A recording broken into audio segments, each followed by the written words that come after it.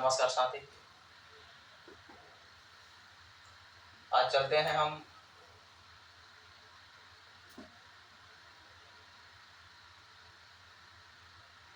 वास्तविक संख्या। आज हम सब वास्तविक संख्या के बारे में पढ़ेंगे।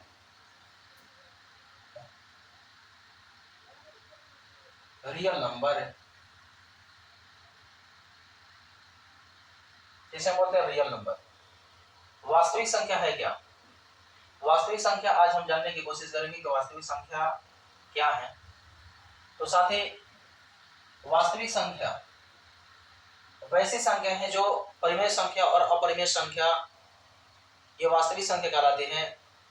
पूर्ण संख्या वास्तविक संख्या कहलाती है। प्रकृत संख्या, घात संख्या, भाज्य संख्या, अभाज्य संख्या, ये सारी की सारी जो होते हैं वास्तविक संख्या कहलाती है साथियों। जैसे में हम पहला बोले तो प्राकृत संख्या।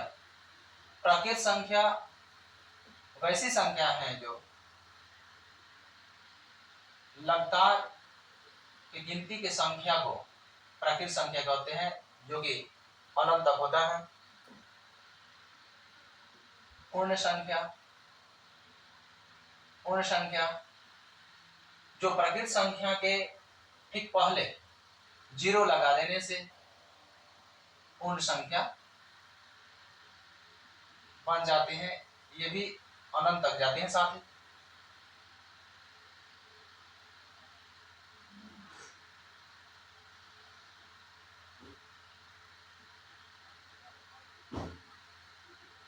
सम संख्या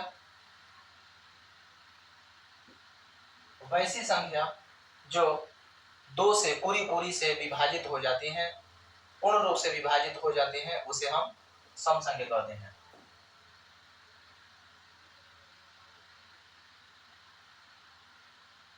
विषम संख्या वैसी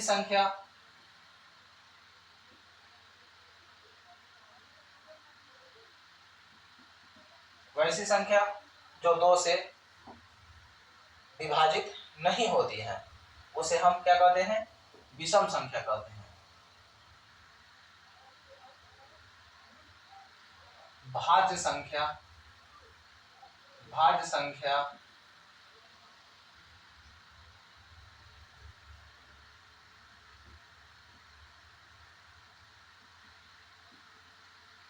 अभाज्य, अभाज्य संख्या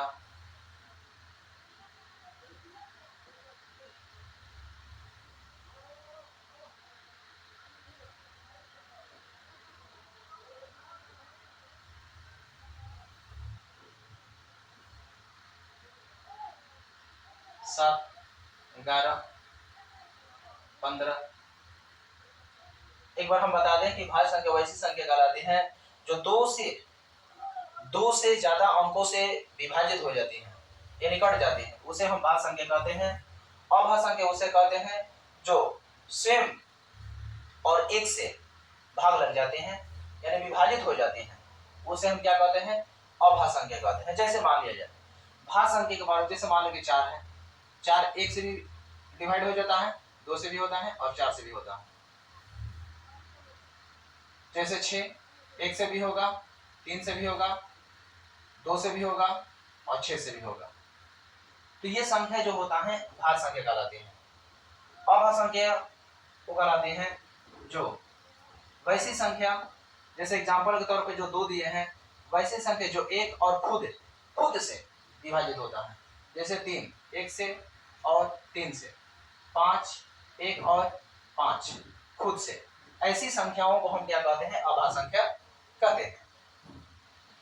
अगला पूर्णांक संख्या।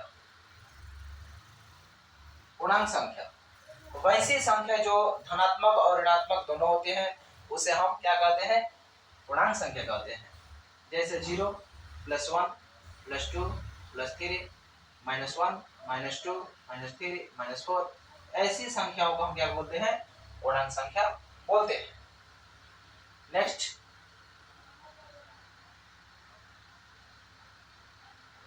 परिमेय संख्या। परिमेय संख्या, एक होते हैं अपरिमेय।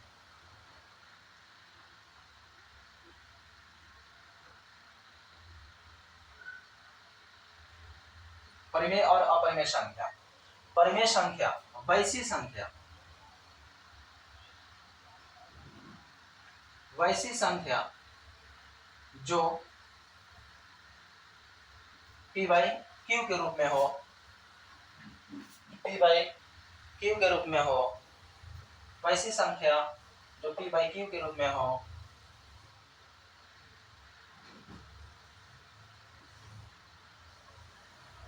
तो अपरिमेय संख्या कहलाती है।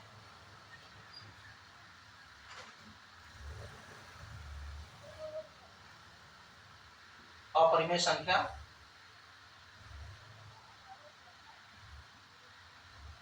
परिमेय संख्या कहलाती है जहां जहां q नॉट इक्वल टू 0 होता है। उसके बाद अपरिमेय संख्या। अपरिमेय संख्या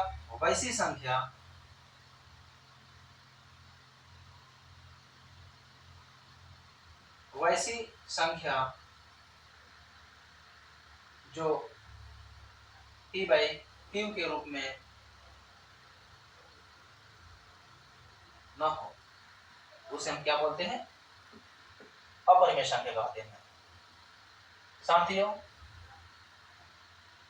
यही आज का टॉपिक रहा।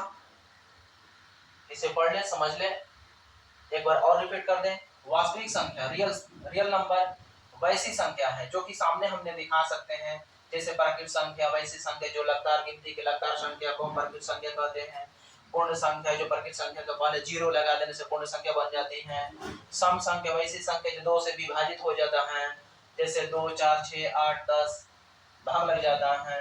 विषम संख्या वैसी संख्या जो 2 से विभाजित नहीं होता है, यानी भाग नहीं लगता है, उसे हम विषम संख्या कहते हैं। 1, 3, 5, 7, 9 डॉट डॉट और सारा हो सकता है। भाज्य संख्या वैसी संख्या जो 2 वैसी संख्या भाज्य संख्या वैसी संख्या जो 2 से ज्यादा अंकों से विभाजित हो जाए। वैसी संख्या 2 से ज्यादा अंकों से कटे, 2 से ज्यादा अंकों से विभाजित हो जाए, वैसी संख्या को हम भाज्य संख्या कहते हैं। अभाज्य संख्या उसे कहते हैं जो 2 से वैसी संख्या, अभाज्य संख्या वैसी संख्या होती है जो खुद से, जैसे 2 है, 2 खुद से और 1 से विभाजित हो जाता है। जैसे 3 है, 1 से भी होगा और 3 से भी होगा, तो वैसी संख्या को हम अभाज्य संख्या बोलते हैं। पूर्णांक संख्या वैसी संख्या जो ऋणात्मक होता है और धनात्मक होता है। ऋणात्मक और धनात्मक दोनों होते हैं। जैसे पूर्णांक संख्या में जैसे मान लो 0 हुआ, 0 के बाद जो धनात्मक होता है, ये धनात्मक मतलब होता है प्लस वाला, धनात्मक मतलब होता है प्लस वाले को हम धनात्मक कहते हैं और माइनस वाले को हम ऋणात्मक कहते हैं। प्लस और माइनस दोनों होता है। और परिमेय संख्या वैसी संख्या जो p बटा q के रूप में हो, जैसे परिमेय संख्या कहते हैं। परिमेय संख्या कहते हैं जैसे परिमेय संख्या के रूप में आप देख सकते हैं। एग्जांपल के तौर पर अगर परिमेय संख्या की बात करें, जैसे परिमेय संख्या में देखिए 2, 4, 5 ही परिमेय संख्या, रूट में 4, रूट में 9, रूट में 25। इसलिए कि परिमेय संख्या अब बता सकते हैं कि p बटा q के रूप में होता है। तो साथ ही ये समझ लेना कि किसी भी अंक के नीचे हम बटा में 1 डाल देते हैं तो क्या p बटा q के रूप में होता है कि नहीं होता है? हो जाता है। तो p बटा q रूप में हो जाता है, इसका मान p होता है, इसका मान q होता है, इसलिए परिमेय संख्या है। इसका जैसे 4 है, 4 का वर्गमूल भी होता है 2 होता है, तो 2 बटा में 1 डाल देते हैं तो परिमेय संख्या हो जाता है। 9 का वर्गमूल 3 होता है, 3 बटा 1 डाल तो परिमेय संख्या हो जाती है। और 25 है, 25 का वर्गमूल 5 होता है, 1 डाल दे तो परिमेय संख्या ही होता है। तो साथ ही इस आराम से इस बात को समझ ले कि परिमेय संख्या p बटा q के रूप में हो ही जाता है। बटा में 1 डाल दे तो परिमेय संख्या हो जाती है। और वही अपरिमेय संख्या ऐसा नहीं होता है। जैसे अपरिमेय संख्या के रूप में अगर बात करें तो अपरिमेय संख्या में वैसी संख्या जैसे मान लिया जाए अपरिमेय संख्या, जैसे मान लें कि रूट में 3 है, रूट में 5 है, रूट में 7 है, इसका वर्गमूल नहीं निकलता है। तो नहीं निकलता है तो फिर रूट के तो बाटा में डाला नहीं जाता है, इसलिए कि रूट में कोई भी संख्या को बाटा में नहीं डाल सकते हैं साथी, इसलिए ये परिमेय संख्या नहीं है, ये अपरिमेय संख्या है। बस साथी इसे अच्छी तरह से समझ लेना साथियों।